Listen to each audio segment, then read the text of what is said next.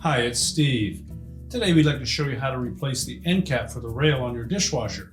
So really easy repair. Let me show you how we do it. Now to replace the end cap or rack stop, we're going to open up the dishwasher. If the old cap is still in place, you'll need to remove it. So just pull the rail far enough forward.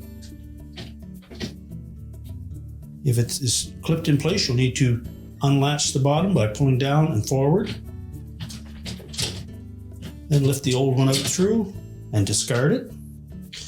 Now to install the new one, we're going to put the flexible piece down through those two holes.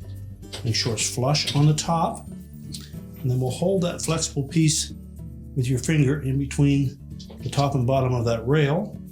Keep it from flexing, and then simply snap the bottom until it latches.